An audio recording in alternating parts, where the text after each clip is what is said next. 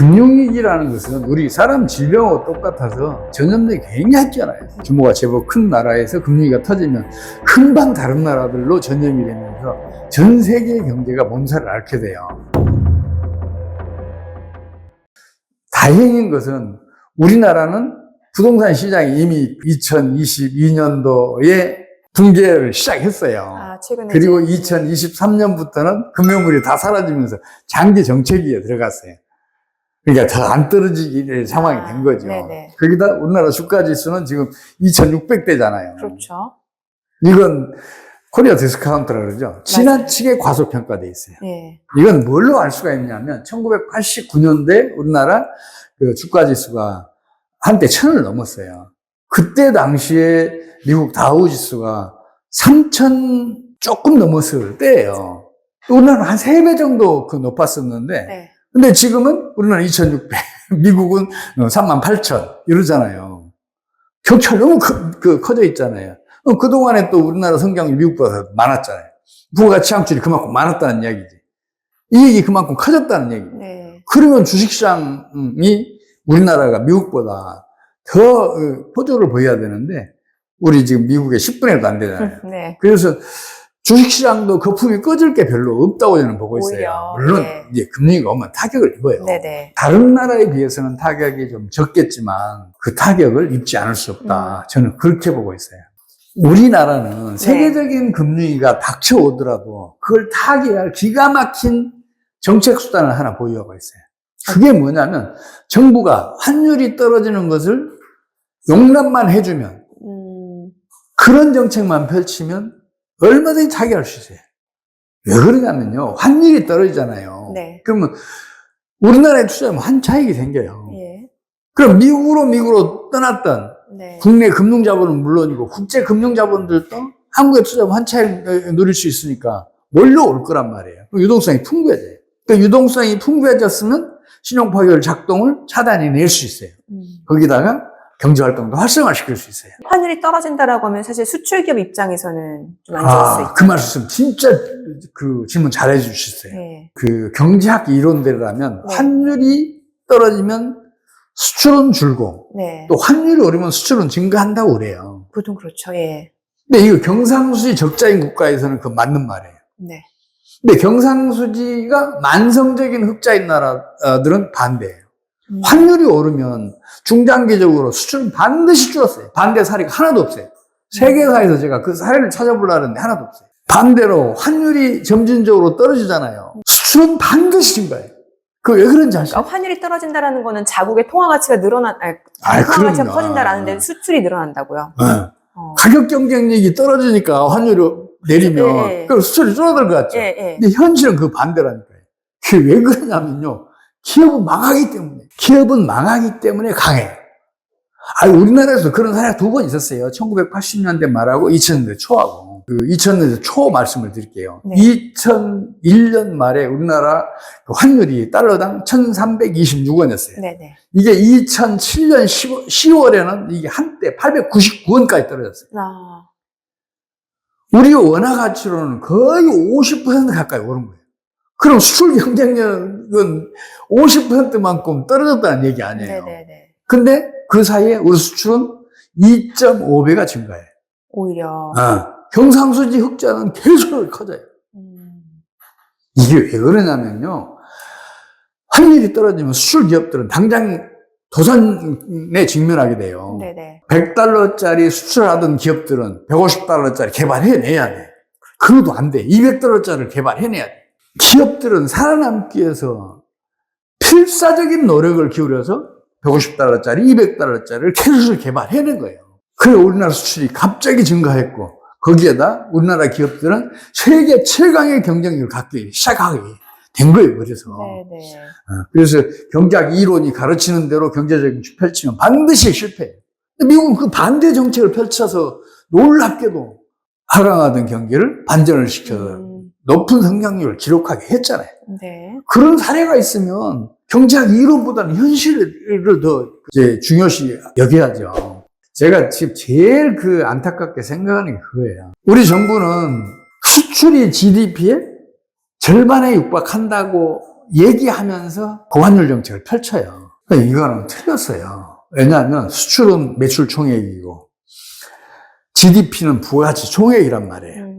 근데 매출 총액은 GDP의 약 4배 정도 커요. 이 기준을 일치시키면 우리나라 수출은 GDP의 10%가 안 돼요. 반대로 내수는 90% 이상이라고. 그래서 환율이 올라서 수출이 흘렁 늘더라도 그런 사례도 없지만 환율이 오르면 내수가 위축이 돼요. 그렇죠. 그럴 거 아니에요. 예. 우리가 지금 주요 자원을 다 수입하잖아요. 예. 에너지 자원, 공업용 자원, 그렇죠. 식량 예. 자원, 모든 자원들 거의 100% 수입하고 있잖아요. 그거 비싸게 사와야 되잖아요. 환율이 오르면. 네네네. 그럼 당연히 같은 수로 더 적게 소비할 수밖에 없고, 그 생산 기업들은 경수가 악화되고, 그래서 고용 못 늘리고, 생산 못 늘리고, 또 투자도 못 늘리잖아요. 경기는 급감하게 돼요. 근데 우리 정부가 왜 그런 말도 안 되는 그런 정책에 집착하는지, 이명박 정권 이래 지금까지 전 정권이 그런 정책을 계속 펼쳤어요. 집권 초기에는 경제를 살리겠다는 과잉 의혹을 벌이기 시작해요. 그래서 환율을 끌어올려요. 그러면 오히려 수출은 부진해지고, 그리고 경기는 더더욱 하강하고, 경제난이 심각해지고, 그러면 이제 고환율 정책이 힘을 잃어요. 그러면 우리나라 경상수지 흑자는 지금 만성적으로 대규모니까, 예, 시장의 힘에서 환율이 떨어지기 시작해요. 네. 또 그 사이에 기획재정부 장관이 바뀌면은 또 과잉 의혹을 보여요. 환율을 끌어올려. 네. 이런 일을 지금 반복해오고 있어요. 일본은 엔저 정책을 1990년대 이래 지금까지 모두 8차례 반복해서 실시했어요. 네. 단 한 번도 경제를 살려낸 적이 없어요. 아니, 그러면 일본 따라하면 안 되잖아요. 한 번도 경제를 못 살려냈다. 네네네. 오히려 그런 정책들이 연평균 성장률 0.8%밖에 안 되는 그 실적을 기록하게 했어요. 예, 예. 그럼 현실이 그걸 증명을 했잖아요. 근데 이론이 문제예요? 현실이 문제예요? 이론은 사람이 만든 거 아니에요. 그렇죠. 근데 현실은 신의 섭리 혹은 자연의 섭리가 만들어낸 거잖아요. 네네네. 인간이 신의 섭리, 자연의 섭리를 어떻게 능가할 수 있어요? 현실이 부정하면 이론을 바꿔야죠. 이론대로 현실이 따라오라고 얘기하면 안 되는 거잖아요. 네네. 근데 지금 일본 정부, 우리 정부, 중국 정부 모두 다 이론에 입각한 경제 정책을 펼치면서 현실이 따라오길 바라요. 필사적인 노력을 기울이는 기업은 어느 기업도 이기기 힘들어요. 국가 경제도 마찬가지예요. 필사적인 노력을 기울이는 나라는 네. 다른 나라가 못 따라와요. 그러니까 우리나라 한류가 왜 이 세계 시장을 지배하는지 아세요? K-팝만 예를 들어볼게요. 네네. K-팝 가수 하려면 연습생 생활을 몇 년을 해야 돼요? 그렇죠. 오래 해야 되죠. 예. 기본적으로 2, 3년 하잖아요. 네, 7, 네. 8년, 10년 네. 이상 한 사람도 있잖아요. 그걸 세계 어느 민족이 그걸 견뎌내겠어요. 그런 피나는 노력이 뒤에 바치고 있으니까 우리 한류를 어느 누구도 그거를 따라올 수가 없는 거예요. 문화라는 거 그렇잖아요. 잘 사는 나라에서 못 사는 나라로 흘러가는 게 정상이에요. 못 사는 나라는 잘 사는 나라가 부러우니까 문화도 본받는단 말이에요. 근데 우리는 우리 한류를 우리나라보다 더 잘 사는 나라로 수출하고 있어요. 그렇게 되기 위해서는 동력이 2배, 3배 더 강해야 돼요. 우리 한류의 힘은 그만큼 강하다고요. 우리 엔터업계, 연예인들 경쟁력, 성장력은 다른 나라에서 따라올 수 없는 수준이에요. 그러면 우리 엔터업계만 그러나 우리 수출업계도 마찬가지고 일반 산업계도 마찬가지예요. 저는 우리나라 기업, 우리나라 국민은 세계 최강이라고 봐요. 네네. 그래서 우리 경제의 앞날은 무한히 밝다고 봐요. 실제로 지금 우리나라는 1인당 국민소득 10만 달러도 견뎌낼 산업들이 살고 있잖아요. 그러니까 뭔가 수출기업 입장에서는 원화 가치가 상승한다 하더라도 이 가격 경쟁력에서 다른 나라 기업들하고 조금 밀린다 하더라도 이걸 상쇄할 만한 어떤 기술력이라든지 그런 쪽으로 더 잘 이렇게 발전해 나갈 수 있다. 이런 말씀이시네요. 기업은 예. 망하기 때문에 강하다니까요. 필사적인 노력을 기울이면서 스스로 강해지는 거예요. 그래서 세계적인 기업으로 다 지금 성장했잖아요. 현대 기아차 다 망한다 그랬어요. 중국하고 미국하고 또 독일하고 그 사이에 끼어서 어떻게 이게 헤어날 길이 없다고 그랬었는데 지금 이제 세계적인 대기업으로 컸잖아요. 삼성, LG 등 전자업계는 지금 그 제품을 어느 나라 기업도 따라오지 못하잖아요. 지금 우리나라 인당 국민소 10만 달러 견뎌낼 산업들이 주변에 널려 있다니까요. 한번 둘러보세요. 산업을 쌀하는 반도체. 메모리 반도체는 어느 나라도 지금 따라올 수 없어요. 초격차가 이미 벌어져 있어요. 또 시스템 반도체 파운드리도 지금 거의 다 따라왔고 상업성에서는 따라왔고 기술적으로는 앞서 있어요. 거기에다 수송 기계를 포함한 일반 기계류. 네. 비약적으로 지금 성장해 왔잖아요. 또 K무기 유명하잖아요. 요새 뭐 최고의 각광을 받고 있는데 이 K무기는 초정밀 기계 산업이에요. 이 초정밀 기계 산업은 국민소 10만 달러가 아니라 20만 달러도 견뎌낼 수 있는 산업들이에요. 제약산업, K뷰티, 또 배터리, 이거는 초정밀 화학산업이에요. 이것도 1인당 국민소 10만 달러 얼마든지 견뎌낼 수 있는 산업들이에요.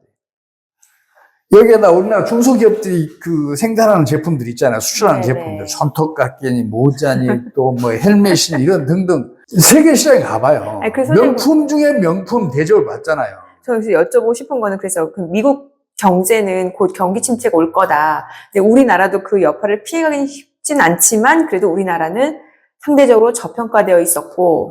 그럼요. 그래서 그럼요. 이렇게 뭔가 더 추세적으로 하락하기보다는 어느 정도 조금 바닥이라고 해야 될까요? 그거는 조금 확인해 볼 수 있을 것이다. 이렇게 이해하면 될까요? 시장의 힘에 의해서 환율이 점진적으로 하락하는 것을 정부가 용인한 정책을 네. 펼치면 예. 우리 경제는 지금 5년 안에 1인당 국민소득 6만 달러 갈 수 있고 그 5년 후에 10만 달러 넘을 수 있다고 저는 믿고 있어요. 예. 그 고환율 정책이 지금 우리나라 경제난을 초래한 거거든. 네. 그래서 이것만 좀 바꿨으면 좋겠다.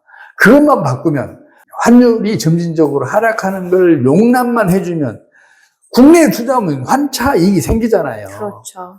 우리나라에서 외국으로 떠났던 금융 자본들 그 환출이 물고 다 돌아올 거 아니에요. 예. 유동성 풍부해질 거 아니에요. 예.